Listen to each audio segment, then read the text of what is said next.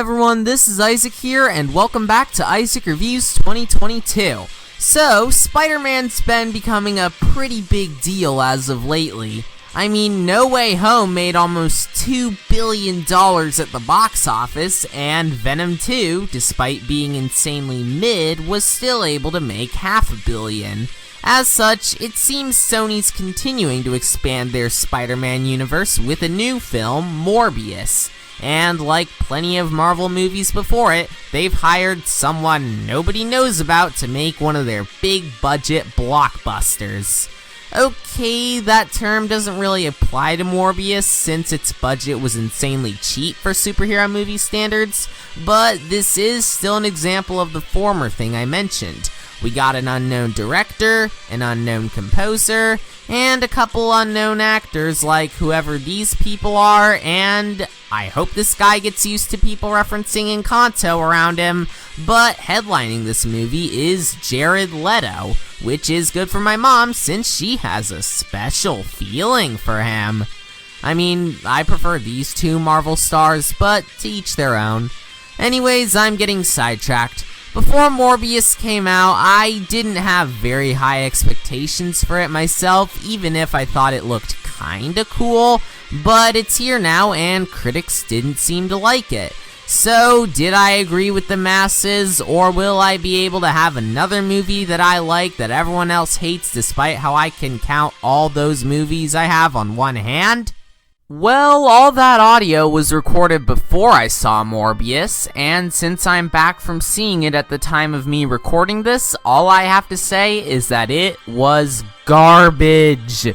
There's quite a bit for me to talk about, but I'll start off with what I consider to be the biggest problem of the film, its writing. Not only does it feel like a checklist of every boring trope you'd expect from one of these movies, not only does it provide nothing new or interesting with its vampire mythos, but it was also impossible for me to follow any of what was going on, and that's also a result of the other big problem here, the god-awful pacing. Like, it's only 104 minutes long, but watching this in the theater felt like an eternity. And then the plot just flashes by me with barely enough time for me to register it.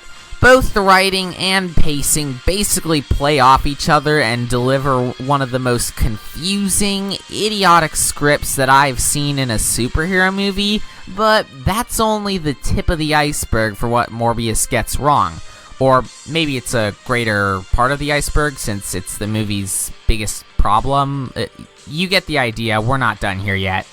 Now, if there's one thing superhero movies are known for, it's having exciting action with some great visuals to boot. With all that said, Morbius is ugly. I mean, I've heard people say No Way Home has bad visuals, and I'm just like, yeah, Morbius exists, you know?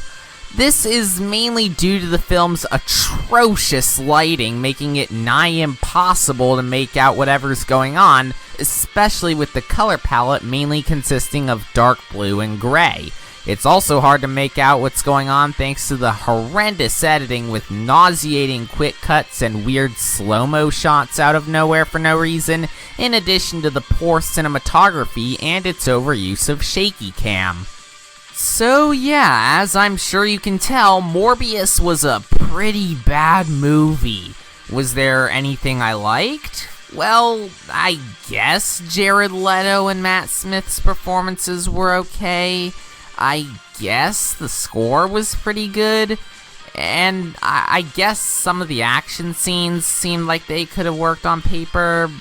And I guess this movie was easy to forget since I could barely remember any of what happened.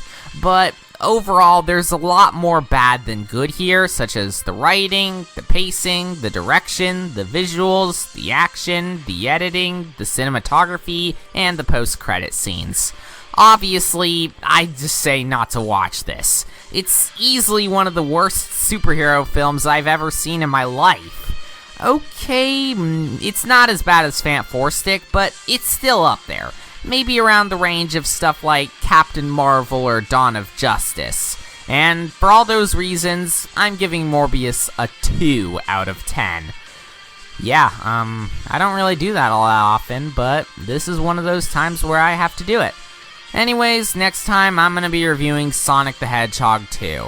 Critics don't seem to be enjoying it all that much, but I'm still holding out hope that it can be okay. Thanks for watching, I'm going to bed now.